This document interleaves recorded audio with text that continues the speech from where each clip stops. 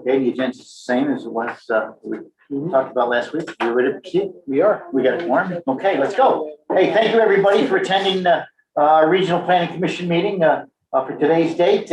It's good to see that everybody's face again in realism and rather than on TV. That's a good thing. So with that, let's proceed with the regular meeting and how about review the minutes. Has everybody reviewed the minutes from the previous meeting?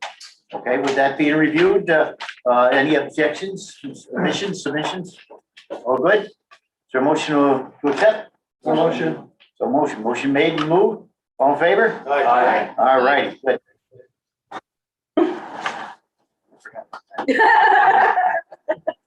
All right, financial statements. All right, financial statements through June 30th. We have submitted our second quarter billings to the granting agencies, which are reflected in the revenue side. Through 6 months of the fiscal year, we're at 48% of the budgeted revenues and 45% of the expenses. We have $206,000 in the bank, so from the cash position and given the accounts receivable that we have, we're in a good cash position for the end of the year. The document and the reports that I've submitted here note that we have $282,000 in accounts receivable. Subsequent to me running these reports 2 weeks ago, additional accounts receivable for the NYSERDA program have been booked for due to us at the end of June. So our actual accounts receivable today for June 30th is around $375,000. Just wanted to note that change. On the profit and loss statement, you'll notice under the miscellaneous revenue line, we have some weird stuff going on. So I just wanted to explain what that is. That's related to our paid family leave insurance policy. The negative amounts reflect a reallocation of those revenues from the insurance policy going into the salary line, which is why there's a negative. So the net right now is just about $750 from the paid family leave. Happy to report that Jill's going to be coming back from paid family leave. Isla's doing well. The family's doing well. She's going to be starting back on Monday. On the expense side, you'll see the books and journals line. It's 207% to budget. What's driving that is really the Facebook advertising that we're doing for the heating and cooling program, which I noted to Amy yesterday. I think I sent you an email. Those really should be booked to the printing and publishing line. Okay. Do you want me to change the ones that I did too? Yeah. Okay. Any other questions on the financial statements? Are you concerned with that AR cash flow? No, I'm not concerned. I think we are in a pretty good position. NYSERDA in particular has been really good at turning around their payments. The major thing that we're waiting on for accounts receivable is $111,000 from the Department of State for our administration CSO program. And, we've been holding on that for a long time, more than a year. But we just submitted to them yesterday 112 pages of payroll records. That was insane. So that they can confirm that we were actually, our employees actually got paid, that we're not lying, submitting our time sheets to them. So hopefully by submitting them the payroll records, they'll be able to process the payment finally. But like I said, we have almost $100,000 from our NYSERDA, and we're pretty good at turning that around. And the balance of that is our Q2 billings to the granting agencies. They didn't give you any time about when they went be reviewing it and accepting it. The Department of State? Yeah. No, they're smarter than that.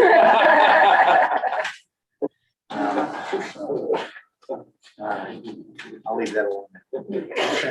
All righty. So we need a motion to accept the financial statements. Your motion accept? So moved.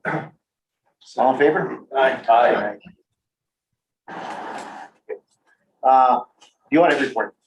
All right, this year's 2020 audit report is on time in July. And we have Heather Lewis here from Marvin & Company, who's our auditing firm. The audit didn't really note any comments other than some of the IT comments that have been previously made about having a disaster recovery plan, et cetera. We also have Tom White here. Tom, wave. I don't think our board has seen you, but our financial officer, we've worked over the past couple of years with Amy, consolidating and improving our financial operations for the entities that we manage, CSO, CDYCI, and CDRPC. So I'd like to thank Tom for helping to steer the ship and Amy for her good work at managing the bookkeeping and the day-to-day operations of accounts payable and accounts receivable. And with that, I'll turn it over to Heather Lewis just to walk us through the audit. Great, thank you, Mark. Do you want me to share my screen, or would you rather you guys flip through your hard copies? If you want to share your screen, that'd be great. Let me just make sure you have the ability to do that. I think you have the ability to give it a shot. And we'll Yeah, see. it looks like I do. Can everyone see that? Yes. Excellent. Okay. So what I'm going to do is I'll go through the three communications that we have out there. So the first is the communication required with those charged with governance. So it's just a standard letter. It lets you know that we've audited the commission and that there were no new accounting policies that were adopted during the year. You weren't required to adopt anything in 2020. Lets you know that your financial statements do include certain estimates, and you do have one significant estimate, and that is related to your participation in the New York State Employees Retirement System. So it's subject to actuarial changes and things like that. We audit the estimate. We believe that it's reasonable. It lets you know that your financial statements are neutral, consistent, and clear. We did not encounter any difficulties during performing our audit. Corrected and uncorrected misstatements. If we had identified anything significant, we would be required to bring that to your attention. There were no misstatements that were identified as part of the audit process. So that's really key, and that's important. We did not have any disagreements with management. Management provided us with a representation letter just saying that they've been truthful, honest, and accurate throughout the entire audit process, and that they provided us with any information or documents that we may have needed. And also let you know there were no consultations with other accountants that we are aware of. If there were, there's certain communication that needs to happen. There are no other audit findings that were required to report to you. And then this other matter just talks about some of our responsibility over required supplemental information, which I'll get into with the financial statements. So this was a very standard letter, very standard communication that we were required to report. So really nothing unusual or significant there. And then as far as the financial statements, here are the financial statements. Can everyone still see those? Yes. Yes. Excellent. Just making sure we can still see that. Okay, so we'll turn to page 1, which is the independent audit report. This lets you know that we've been engaged to audit the financial statements. Man's responsibilities to make sure those financial statements are fairly stated and presented in accordance with generally accepted accounting principles. They also have to make sure they have good controls in place and that the financial statements are materially correct. Our responsibility is to express an opinion on your financial statements. We have to follow generally accepted auditing standards as well as government auditing standards. As part of that process, we consider your internal controls. We don't give an opinion on them, but we do consider them. And then we structure our audits to the specific risks that we feel are present at your organization. And we believe everything that we've done is sufficient to provide a basis for our opinion, and our opinion is right here at the top. We believe your financial statements are fairly stated in all material respects in accordance with generally accepted accounting principles. That's that clean opinion, unmodified, highest level of assurance we can provide. It also lets you know that there is certain required supplemental information. So the standards require that you have a management discussion and analysis and some additional budget to actual schedules and other schedules included in the back. We believe those financial statements, are good. We're not allowed to give an opinion on them. We just say, we don't express an opinion because of the limited procedures, but we do have to review them as part of our audit process. And then this last paragraph lets you know there is the government auditing standards report, which we'll go through as well. Okay, so the next section is just management's discussion and analysis, provides a lot of good information about the financial statements, but I'm not really going to go through that piece. Skip ahead. So this is the statement of net position. So this page and the next page, these are considered your full accrual financial statements, which that means that they include your long-term assets and your long-term liabilities. For you guys, your long-term assets is just this small line here with your capital assets. And then your long-term liabilities relate to this deferred outflow for pension, your compensated absences, this net pension liability, and then these pension numbers down here. So basically this is a long-term focus, more comparable to like a for-profit or a not-for-profit entity that does full accrual type accounting. The only things I wanted to point out you were to compare these numbers to the prior year, your compensated absence balance is up quite a bit. This is something that we saw consistently across our clients for 2020. People weren't taking time off, so those accrual balances tended to increase, and your organization was no exception. And there was also an increase in your net pension liability proportionate share here that shows $570,000. We'll go through the footnotes. It's your participation in the employee's retirement system, not really a number you have much control or input over, but you are required to report it. And then the last thing I like to point out is that down here, your unrestricted net assets, very healthy bottom line. Even with this large net pension liability that you're required to record, you still have a positive unrestricted net position of $314,000. This is just your revenues and expenses, a quick little snapshot.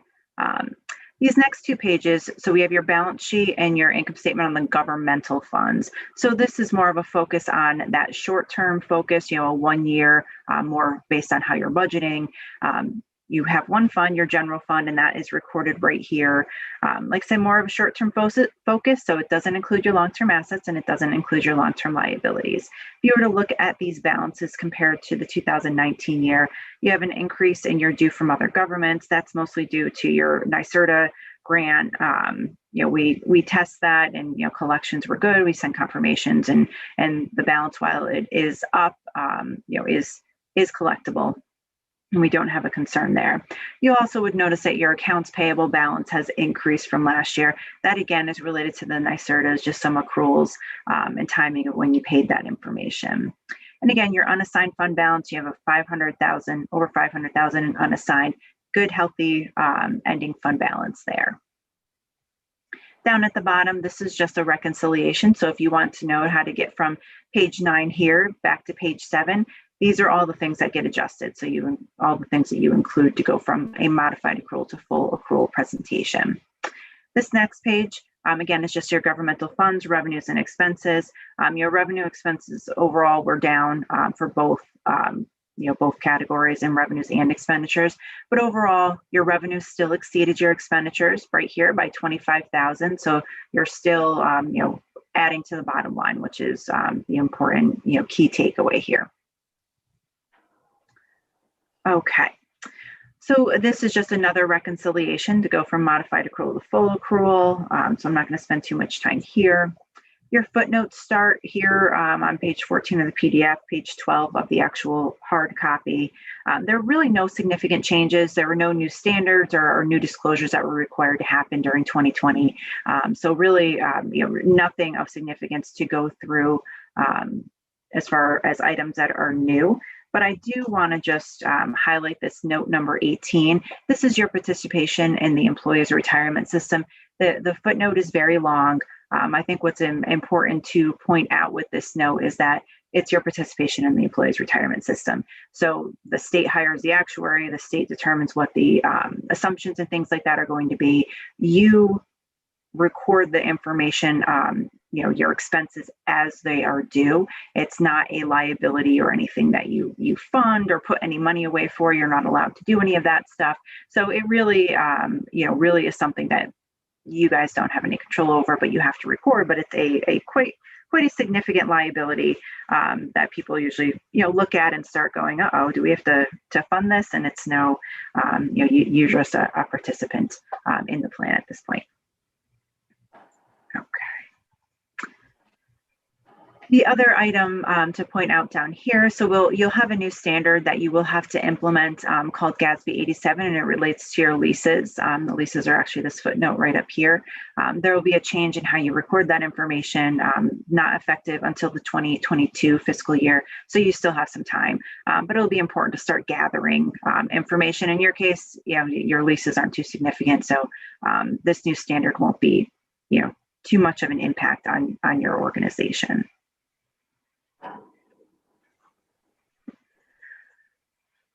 Okay, so then we have some of your supplemental schedules starting here. This is your budget to actual schedule. You can see that you were under budget on revenue, but you're also under budget on expenditures this year, just based on how 2020 shook out. These next two schedules are required based on your participation in the employee's retirement system. This last line here just shows you that the employee's retirement system is not fully funded, which is why you have a share of liability that you have to record, because that is a plan that is not fully funded. And then the last thing on the financial statements is this report in accordance with government auditing standards. So we've audited the financial statements. We have to follow government auditing standards. We have to consider your internal controls. Don't express an opinion on them, but we do consider them. And down here in this last paragraph lets you know that there are limitations, but during our audit, we did not identify any deficiencies in internal control that we consider to be material weaknesses. Material weaknesses could be out there that we didn't come across, but there is nothing for us to report, which is good. And then compliance and other matters. So we also have to consider your compliance with laws and regulations. We did not have anything to report there either. So no material non-compliance that was identified as part of the audit. So again, this is considered a clean report. It's not an opinion, but it is a clean report with nothing to report. Okay, and then the last item we had, Mark had mentioned, is related to just some other comments, really best practices. And the only item we have is related to that, an incidents data breach policy, and then, just having adequate systems protected against overheating and things like that. So these are really just best practices items. I think it's important to point out that there were other findings last year. They were related to audit adjustments that were identified and support for voided checks. Both of those items were taken care of and addressed, so they were not repeated. So I think that's important to note that there were items that you guys took care of and did not require repeating at all this year. So any questions on any of this information? Anybody from the board? I guess not. Tom, do you have anything else to add? No, I think everything's in good shape. The identified issues from last year were just cleanup from many, many years ago. And as I go through all of this, we do have a few more things that will come up, but they're very minor things like, less than $100 paychecks that were recorded in 2015 and 2017 that need to be cleaned up. Thanks, Tom. Thank you. The motion to accept the auditor's report? So moved. Motion made and seconded. Second. All in favor? Aye. Well, thank you so much, Heather. Thank you. Enjoy the rest of your day. Bye. Very good.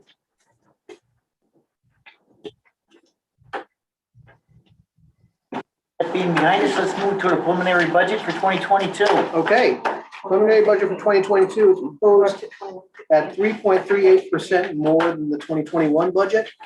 Our allocation and request from the counties has remained at $205,466 since 2010. This year, the A&F committee is recommending that the board authorize that CDRPC request a 5% aggregate increase from the counties, increasing that from $205,000 to $215,000. While this proposed request reflects a year-over-year increase to our request to the counties, it's 11% less than the amount that we received back in 2002. So I included a little table there just to show you the history of our allocation requests and how they've changed over time. And so whenever you ask for more money, everyone's going to be asking you, what have you done for me lately? And then why do you need this more? Why do you need additional money? So I think the annual report paints a pretty good picture of what have you done for you lately. And the most immediate need of why we need some additional money. Of course, the cost of doing business is always going up. The inflation rate this year is going to be higher than historical amounts. But much more specifically than that is that CDRPC is fully leveraged at this point. So I go into a little narrative about that. So if you look at the page 2 table, so every year I go through an exercise and I basically project out what the employee costs are going to be, fully loaded rates, fringe and overhead rates, and then apply that to what grant revenues that we are going to anticipate, and then remove from that whatever match will require for that money. So this table explains how much money the funder provides versus how much money CDRPC provides. And there's a leveraged column, and then the column all the way to the right explains what our cost is. So that's CDRPC's out of pocket to get the money. So in order to get the $980,000, CDRPC needs to spend in our match $239,000. We only receive from the counties $205,000. So we're under essentially what our obligations to match our existing funding sources, let alone going after new funding sources. So you might ask, well, we don't have enough money to match it. How are we matching it? Well, we're matching it because of our overhead rate. So essentially the profits that we generate from our granting activities generate a little bit extra money. This year we have a $25,000 surplus. That is the kind of funds that we use to manage our grant obligations for these other funds. But the nature of overhead or indirect expenses fluctuate every year depending on what your actual costs are. We set our indirect rates based on our most recent audited financial statements. So the 2021 rates that we're charging this year are based on the 2019 audited financials. And they tend to fluctuate. Last year, I think our overhead rate was 60%. This year, it's 80%, but they tend to go back and forth. So it's not necessarily a sustainable approach. So I'm trying to make the argument here that we definitely need a higher level of core funding to continue to do what we're doing and maybe to position ourselves a little bit better to be able to go after new funding opportunities should they present themselves.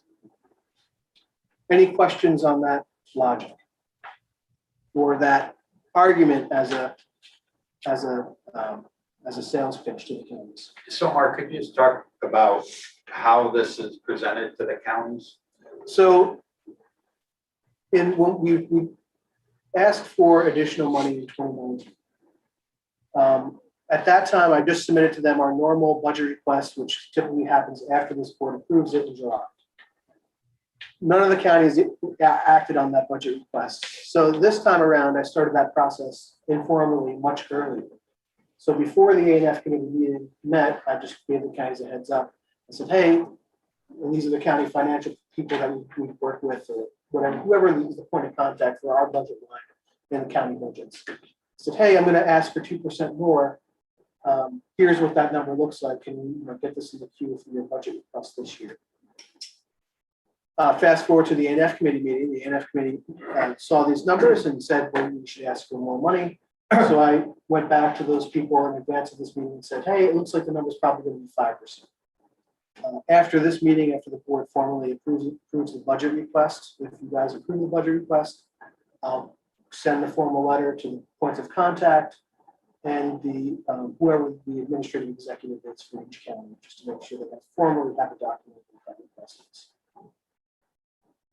And the reason for it. So it'll include essentially the content from this section of the memo, articulating, here's why we need this money, and a copy of our annual report. Some counties, like for Albany County, I did a specific one-pager of bullets about the things that we did in 2020 that benefited Albany County. I think the annual report is relatively digestible, but I leave it up to the discretion of the counties whether they want the one-pager. I'm working to schedule a meeting with Saratoga County and their leadership team to go over our accomplishments over the past year, hopefully in early September, talk about those things more specifically. And I'm available for any county that would like a presentation. Anything the board members should be doing from an advocacy standpoint? At the point when I submit these formal requests, we do it in hard copy, but I'll also do it digitally, and I'll copy the related board members for that county. So I'll be sending an email to Steve Bolger and his assistant in Saratoga County, and I'll copy of the Saratoga County commissioners and follow a similar thing for all the counties. So you have the information that they have, and you can follow up as you see fit with advocacy to make sure that they have the appropriate request from the board. Great. It's your last question. So if one county declines the funding increase request and defer back to the previous year contribution, how does that affect what we're going to do with the other counties? It's an aggregate request increase. So it's a percentage allocation. So if we go back to this sheet here, you can see each county is a fixed percentage based on population. So if a county reverts to their previous number, then we have to revert all the county's contributions because it's proportional based on the population. So if one county balks, then everyone reverts to the previous county. So there was some mention in one of these documents about the census or getting the census numbers. Right, right. That's So the, how that does was, that impact this particular request? so typically in a year after the census, the budget request that we submit in that year, we recalibrate the county's contributions based on population changes identified in the December census. Mhm. The original intermunicipal agreement among the counties dictate that the county's proportion shares are determined by the population as determined by the most recent December census. Given that the census numbers won't be out until September 30th at the earliest this year, we're going to need to pump that reallocation until next year. What that means for the counties is that the counties that have a growing population, once these are recalibrated, their proportionate share is going to increase. And counties that have a flat or declining population, their shares are going to slightly decrease. We'll have to see what the numbers in the census tell us, but it's likely that Saratoga County is going to see an increase and Albany County is going to see an increase when we recalibrate the numbers. Have they been alerted to that? Not yet. What's the reason why we're slower on the census count or on confirming the numbers? There are myriad reasons why we're slow with the census count. The census was done during the pandemic, which created a number of challenges. There are also has been some additional level of scrutiny applied to the census methodology and conclusions by a number of non-governmental and governmental organizations. They're going through a process to vet the methodology to arrive at final numbers. There's also the specter of some lawsuits, depending on, because the census determines apportionment. You've already seen apportionment numbers. New York State lost a congressional suit, but it remains to be seen how that's going to shake out. So a variety of factors are contributing to the rate. A lot riding on it this year. So therefore, this committee's pretty much should be the committee that lobbies the hardest for CDRPC. And when you do meet with county officials, I think those representatives need to know that that's the date and do it. And invite them to attend the meeting as well, just if they're available. We'll do. Mark, on the, first of all, I think the argument that you constructed is really compelling in terms of the leverage factor. Is there a way to get a little more granular on that and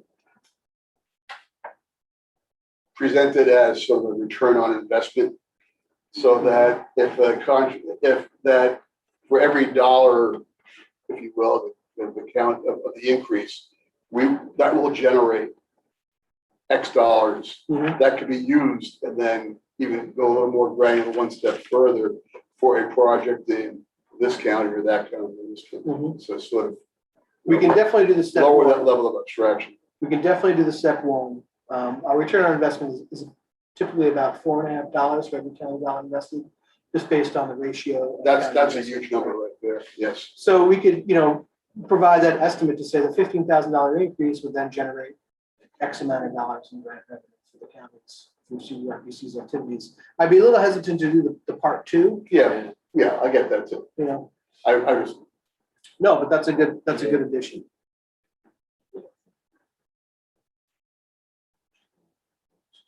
Yeah, you can't make any promises, but You want to under promise and over deliver.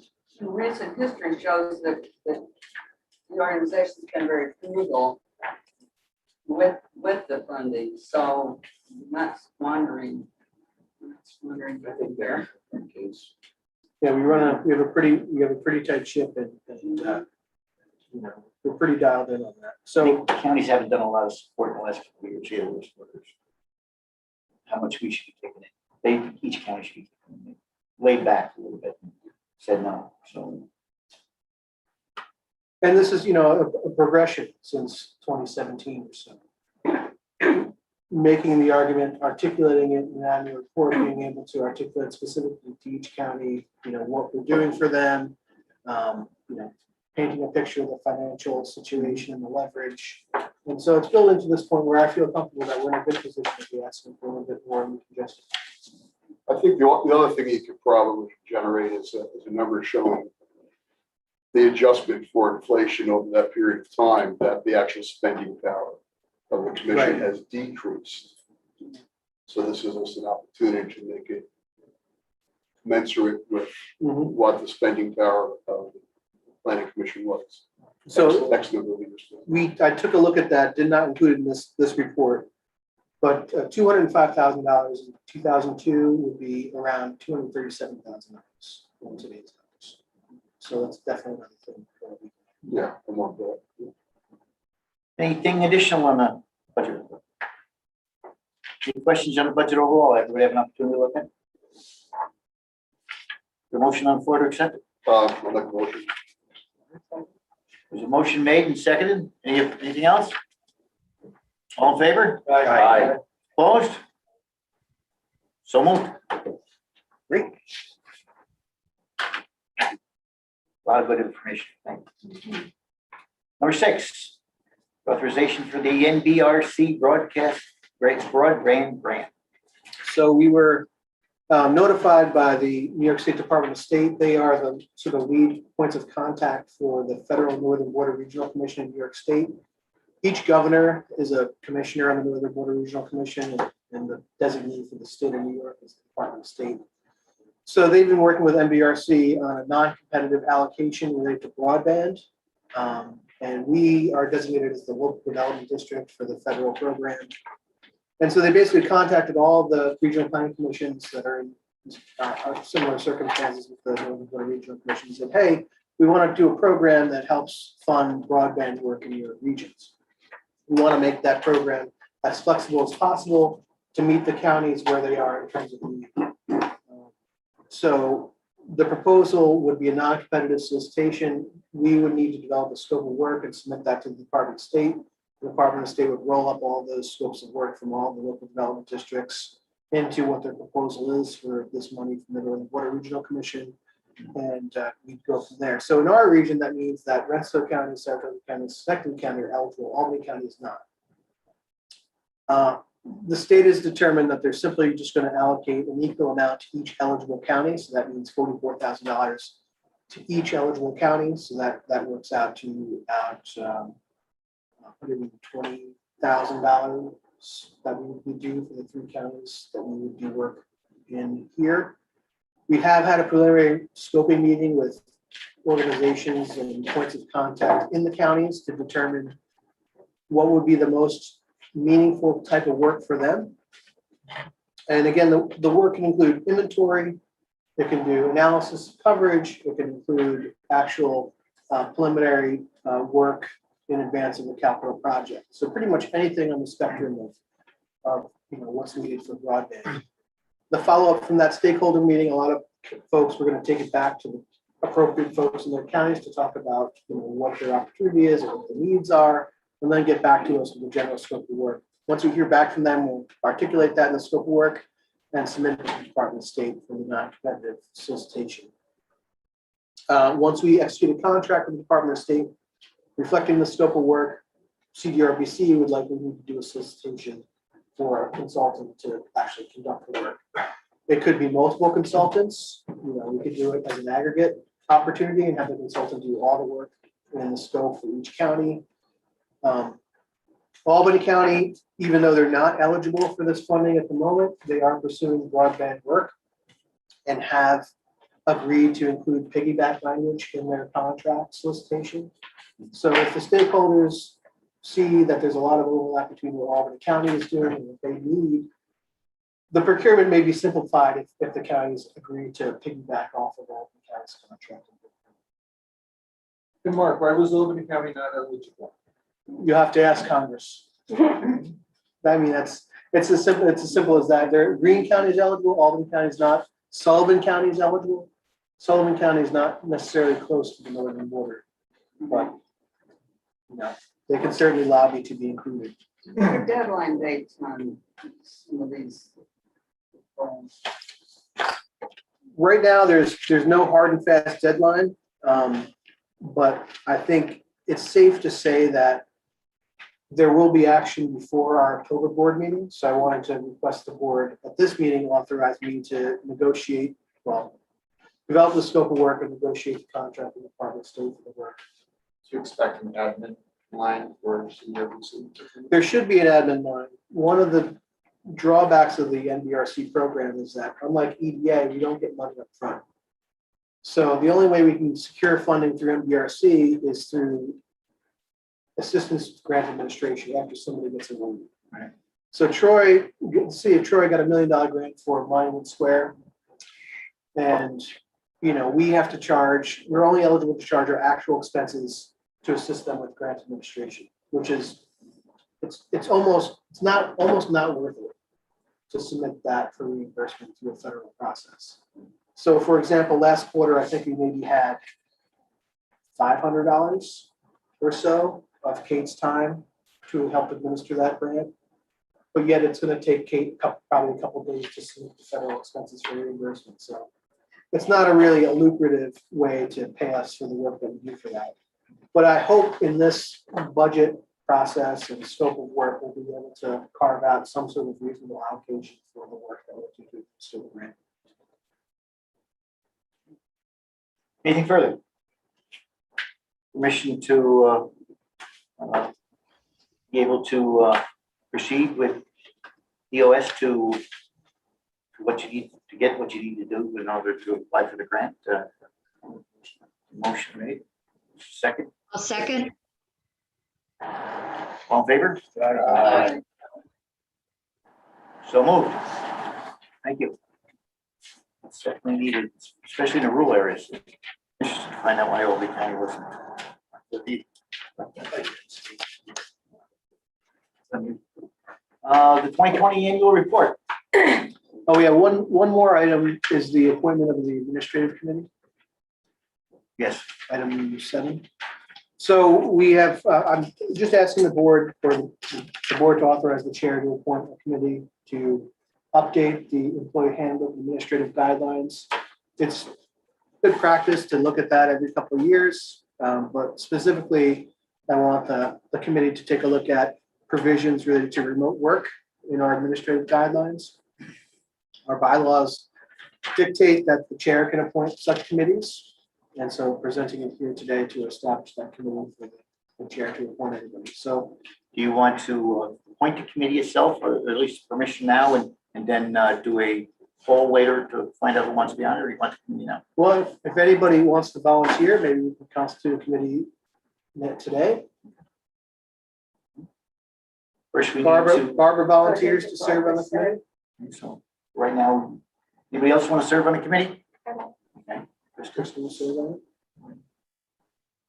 I think one more constitutes a committee. This is Judy Bressler. I'd be happy to help. Okay, Well, it just means we can't have 4. all right, Jackie, Judy, Kristen, and Barbara. And that's good. And Judy, you were on it before, weren't you? Originally, you were on that same committee a couple years ago. Yes, I was. That's good. Do you need a motion to form the committee as well as to appoint? I think a motion to form the committee and then with the same motion, we can appoint it.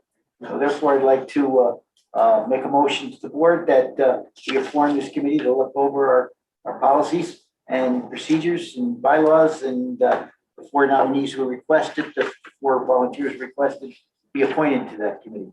Is there a motion? So move. Motion made by Greg. Is there a second? Okay, by Scott. All in favor? Aye. So moved. You'll be getting direction pretty much from you, right? As far as when to meet and. give me Yes, information. I'll send the schedule out. We'll continue to have a hybrid option for meetings if folks don't want to meet in person. It's easy enough for us to do that now. Thank you. I have a question on that part. Is that changes to our handbook is always done internally? We don't have to rely on an outside consultant? No, Okay. no, I mean, the last time we did it internally, and I don't think Rocky ever hired an external No, I don't consultant. remember. I did have the final draft version last time audited by our council, legal council, Okay, just for compliance. okay, Because we made updates to the required sexual harassment training policy. great. Okay, Sure, that being thank said, move to now the annual report. Does anybody want a copy? Yes, I would like a copy because apparently I have my draft copy. Thank you.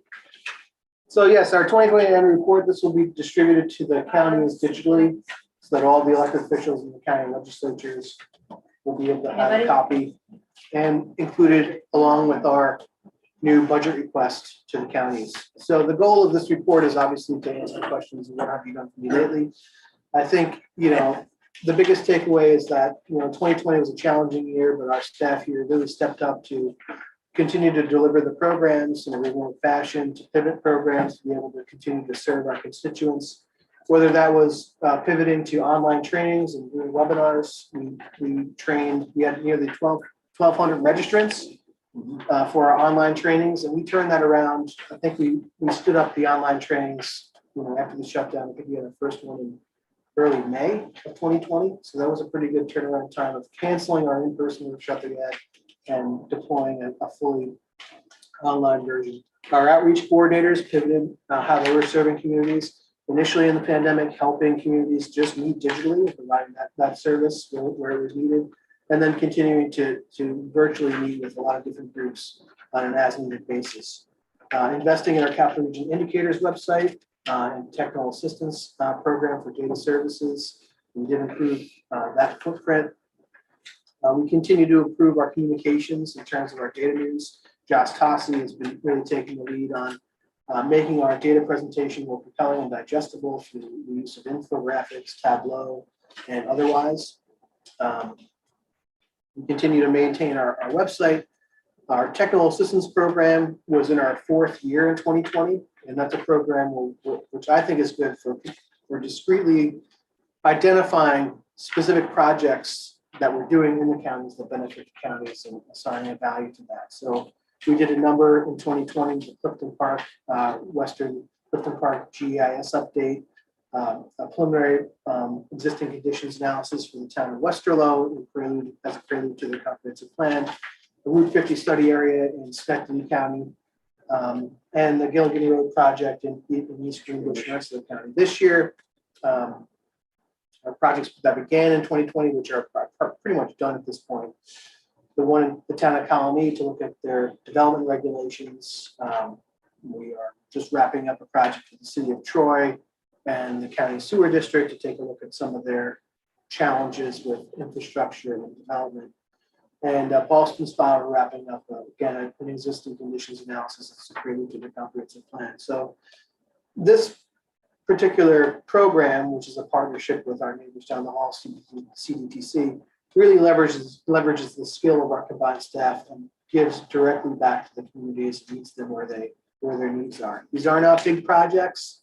We try to maintain a budget of around $10,000 in effort for these projects, but they set the stage for those communities to be more successful, either in completing a comprehensive plan or going after additional funding for additional engineering work or other studies if it's a transportation project.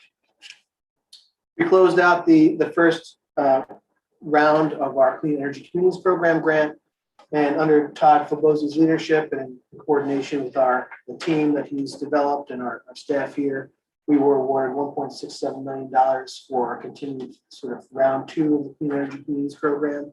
That's the first 18-month engagement, and the contract total potentially is 5 years. So we're looking at potentially more than $5 million for that program for the Clean Energy Communities Program.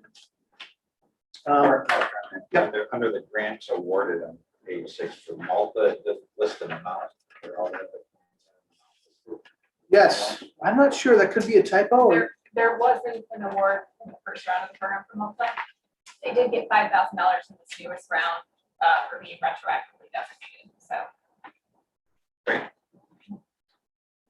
Thanks, Tara. CSO, you may have seen the article in the Times Union about the largest CSO project that's happening in Lincoln Park in Albany. That is the most significant project in the 15-year long-term control plan. Martin Bailey is continuing to work with Albany and Rensselaer counties to update some source water protection plans for both the Waterville Reservoir and the Tomahat Reservoir. And Todd Fabozzi has been providing some of the mapping and analysis for that work. As you recall, we did receive $400,000 through the CARES Act. EDA has announced additional funding opportunities from the latest infrastructure bill, which has finally been negotiated. So I would anticipate that we would be eligible to receive some additional funding allocation in 2022 or the remainder of 2021 for that work.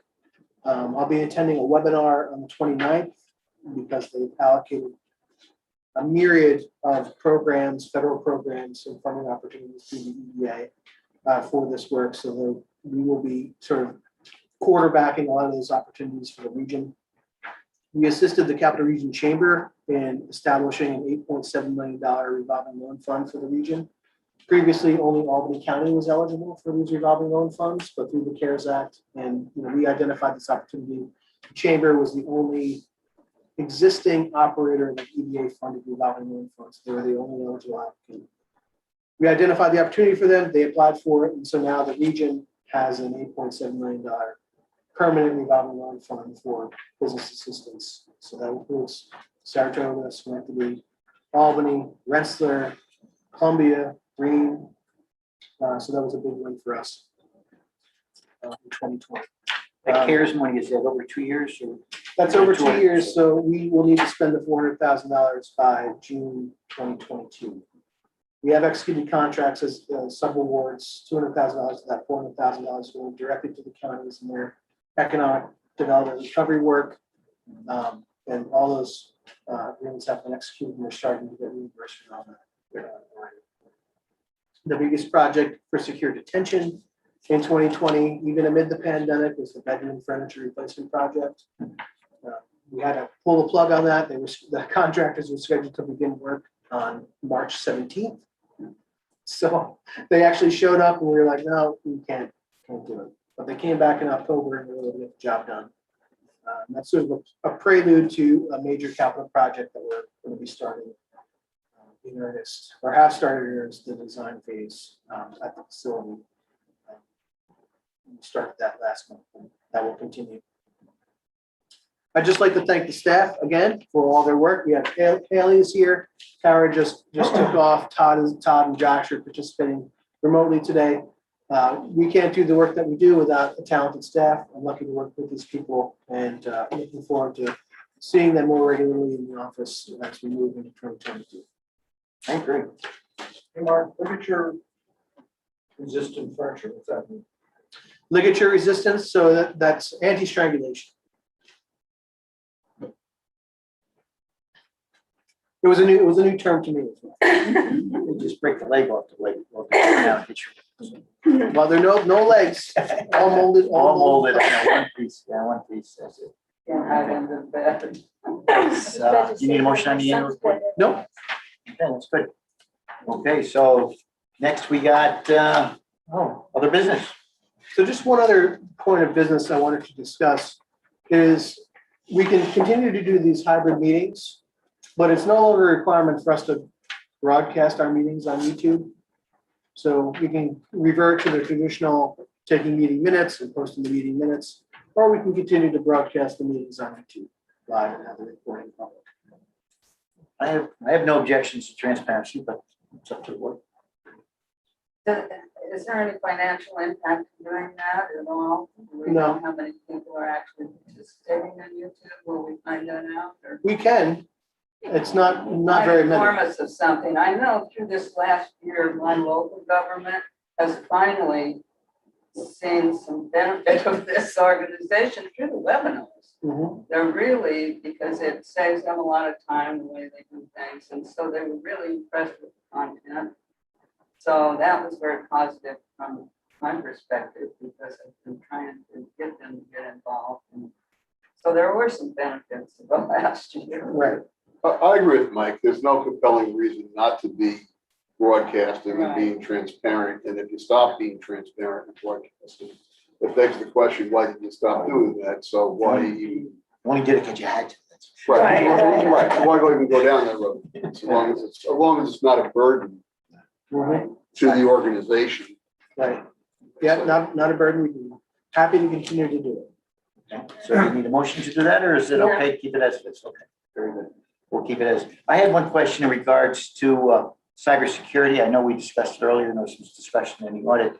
I know through both the county and the city of Rensselaer that our insurance companies are really looking deep into the security and obviously want to charge you more or less based on the security you have. Are we good with that, protecting our security as well as we can be. We're okay. I think the primary reason that you'd want insurance is due to financial risk. Sure. So if anybody got into your bank accounts and took money out, that's a significant financial risk that you'd want insurance for. Ransomware attacks, other things like that. There are so many provisions, and I've looked into this for the other nonprofit I manage and for this organization. There's so many exclusions in those policies that the bar of actually getting coverage for encountering an IT breach or cybersecurity or ransomware attack is pretty high. And the cost of the additional fee for that is not insignificant. I can continue to look into those kinds of policies to get this. We have a server or we on the cloud? We're both. So we have a server in the office and all of our stuff is backed up on the cloud. So it's backed up internally in the office on hard drives, 24/7. It's also backed up on the cloud automatically. So we'd be able, I mean, it'd be very difficult for a cyber attacker to take our backup and our hardware. So we're pretty well protected in that regard. I guess my only question, I'm concerned with is what do we really have here that would make them want to come after CDRPC? So, as long as you don't have anything that significant that would make them go through all that work, it's not that big of a deal. So I want to make sure, one, we had the protection that we need, but I didn't want to be overboard. So pretty much following. It would be, it would be a slight hassle to be able to reconstitute our local server if we should encounter a cybersecurity attack. But I'm confident that with our remote backups, we would be able to be up and running without too much impact. Have there been any indication that you've had any attacks? I mean, I'm sure you monitor that. Yeah, we have monitoring that happens, and our offsite IT folks, Northeast Network Solutions, do monitor the traffic on our networks and their firewall, sonic wall, pretty much monitors all that stuff. Our staff are required to do cybersecurity training on an annual basis. And nowadays, vigilance is the key. So if anything appears off, and we get emails, every other week that are fraudulent emails that appear to be legitimate emails from somebody or one of our vendors or the counties. So we have a pretty good sense of being vigilant when those things happen. We haven't seen the insurance being requirement of any state agencies that we get grants. I am not aware of any of those kinds of insurance requirements. Okay, that's all I had. Any other questions? No? Next meeting, October 20th, 2021. 10 a.m. For a motion to adjourn. Made, seconded, all in favor? Aye. Thank you, everybody, for participating.